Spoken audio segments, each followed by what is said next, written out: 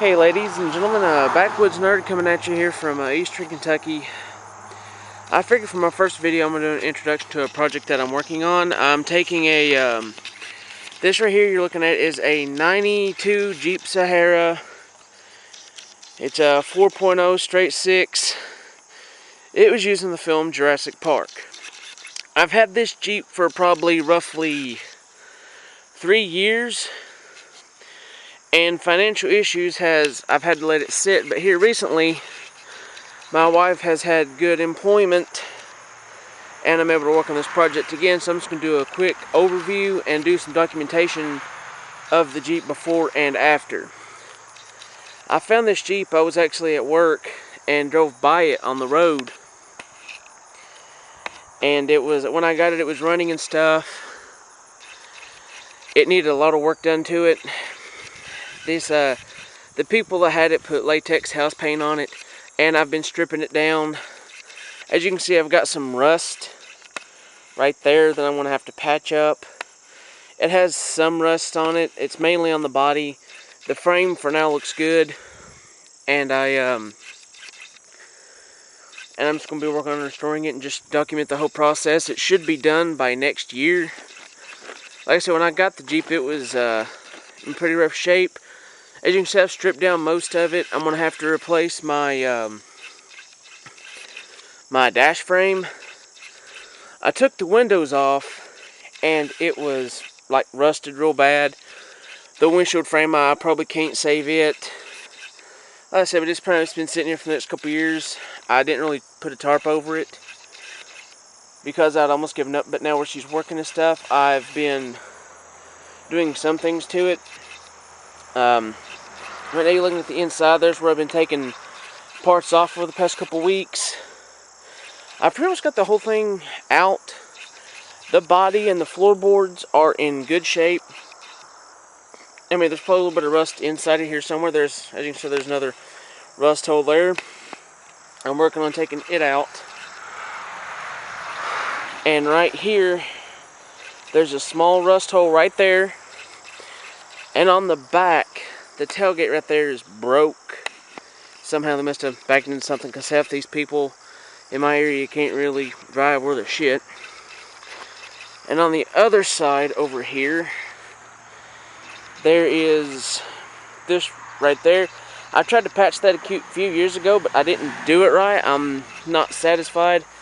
Right through here, where I'm pointing, I'm going to have to come up, but right here, and take more off, and put more metal back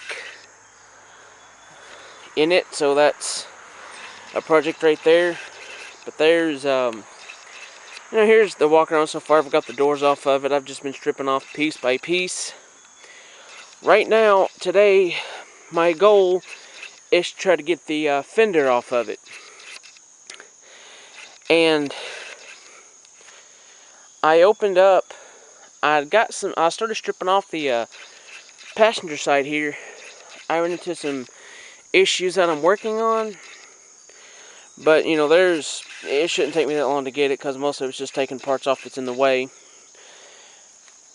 But let me open the hood up, and I'll do a quick run through underneath the hood. Okay, now here's the inside of the engine so far. The people that had it before, they have botched the wiring harness. To take off the fender, I had to remove the fuse box right here. I had to take it, put it to the side. As you can see, if you look down in here some, there's where they've spliced and cut the wiring harness. This wire right here, they bypassed something. I don't know what they bypassed, but they bypassed it. I've already took the breather off, trying to get the other side ready. But I had to take the battery box off, and here's what I got. There's 2 bolts back here in between the front here, so I'm going to have to take those off, and then I should be able to take off my fender. Alright, so right there's the engine. The engine's not locked up. My father-in-law helped me check that out the other day. That's good to go. But the plan is, I'm going to take the body and the fenders off this, strip down to a bare frame, and do a ground-up restoration. That way it'll, it will be a Jurassic Park Jeep and everything will be ready to go for it. Usually I work on this thing in the evenings when I can because during the day it's just too hot. But I'm going to go ahead and pause this and try to get the driver's side fender off, and then I'll go over the other fender. So hang with me. Okay, I got the fender off.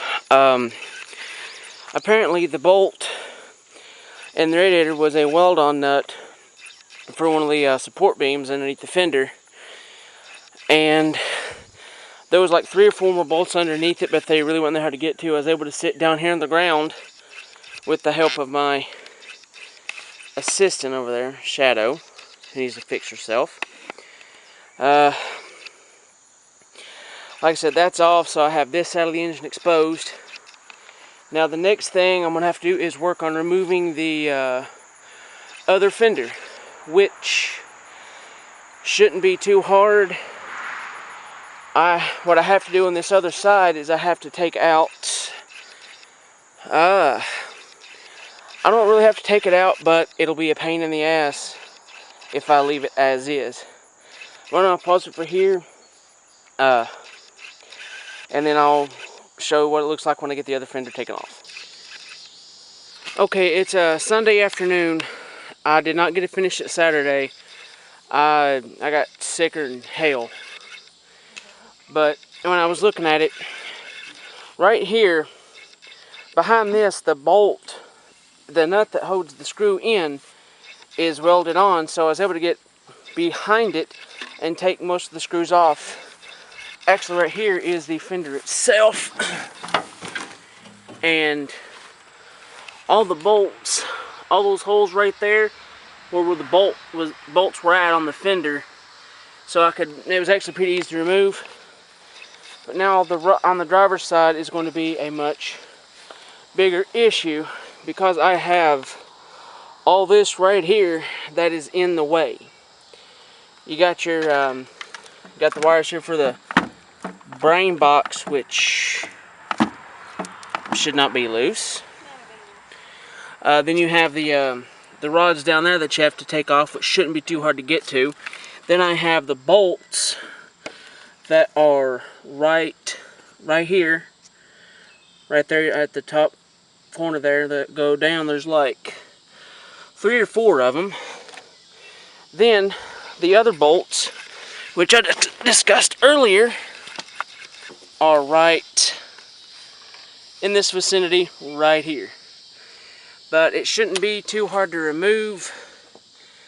And if the lens looks a little bit foggy, it's just where it's hot out here and shit. So I'm gonna go ahead and shut the video off here and get this fender off because the camera's fogging up and time's running a little bit short.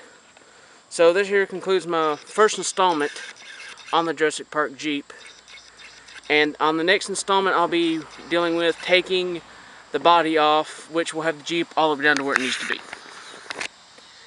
Okay, it's not fogged up. But like I said, the next one I'll be dealing with taking off the body. Yeah, I got the doors off of it too. And then, like I said, I've also discovered a hole here that I'll probably need to patch. I'm just going to sign off and call this my first video later.